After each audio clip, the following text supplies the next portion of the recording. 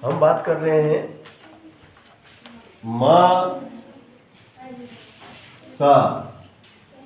महत्तम समापवर्तक, वह बड़ी से बड़ी संख्या, दो या दो से अधिक संख्याओं का महत्तम समापवर्तक वह बड़ी से बड़ी संख्या होती है जो दी गई संख्याओं को पूरी तरह विभाजित कर दे। दो या दो से अधिक संख्याओं का मसा वह बड़ी से बड़ी संख्या होती है जो दी गई संख्याओं को पूरी तरह विभाजित कर दे। जैसे 70 और 80 का मसा मुझे ज्ञात करना है, मुझे महत्तम समापवर्तक ज्ञात करना है। यही सवाल था ना? हेलो, सवाल यही था।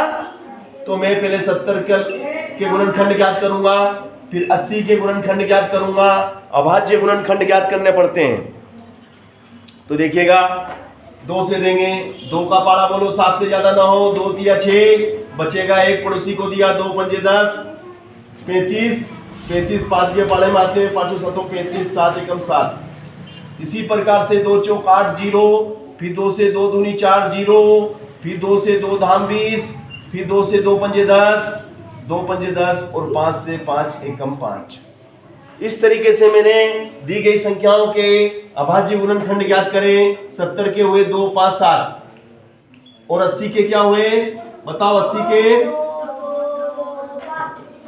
80 के हुए 2 2 2 2 5। तो भैया एक ग्रुप तो आपका ये बना और एक ग्रुप आपका ये 5 का और एक 2 का, एक 5 का और एक 2 का। तो मां और सा बराबर 2 गुणित 5, 2 गुणित 5 बोले तो 10, 2 पंजे 10। तो मसा कितना आया? 10। कठिन था क्या? बट किंतु परंतु हमने मानसिकता बना ली, हमने मानसिकता बना रखी है कि कठिन सवाल होते हैं। सवाल कठिन नहीं होते हैं, सवाल कठिन नहीं होते हैं, सवाल सरल होते हैं, मगर हम उसको कठिन समझ लेते हैं, है ना?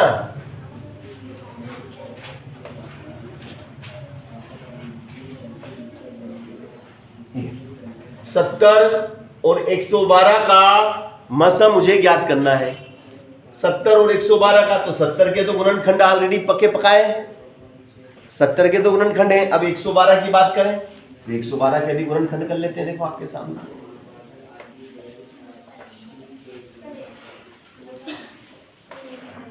ये 112,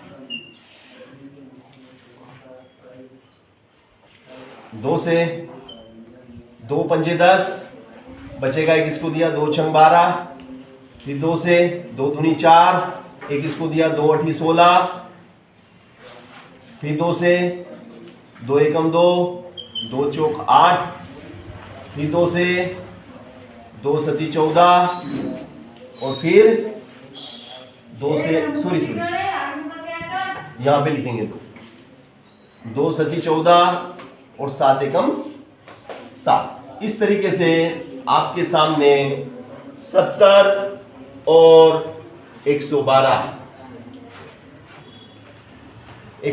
के गुणनखंड। 70 के क्या बोलो?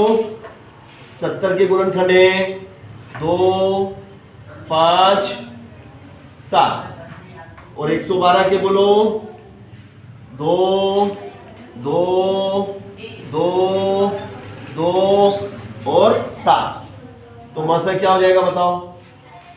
मसा बराबर क्या लिखेंगे?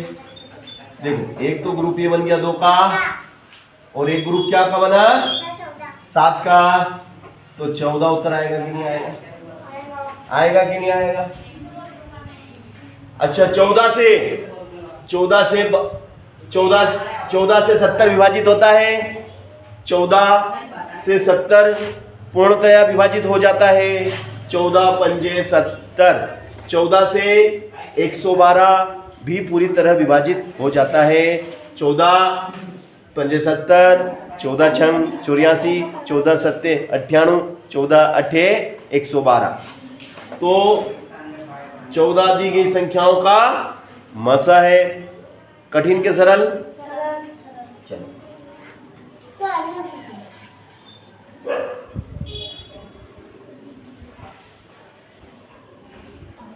अब यहां पे मैंने 80 लिख दिया। 112 के तो गुणनखंड हमें मालूम है, 80 के हम निकाल लेते हैं।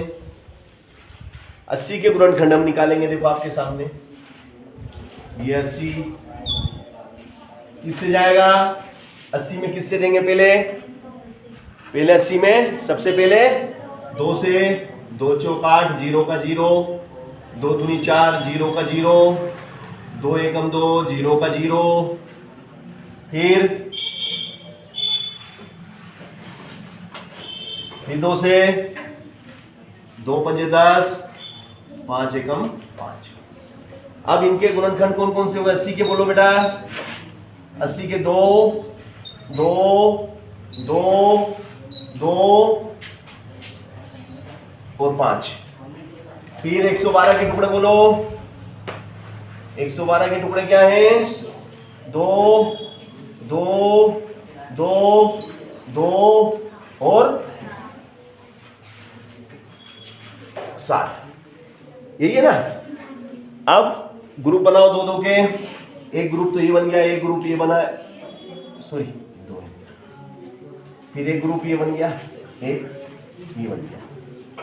तो मसा क्या हुआ आपका, मसा बराबर हो गया 2, 2, 2 और 2, 2 2 के 4 ग्रुप बने, है ना। इनका गुणा कर लो, 2 दूनी 4, 4 दूनी 8, 8 दूनी 16 उत्तर आएगा।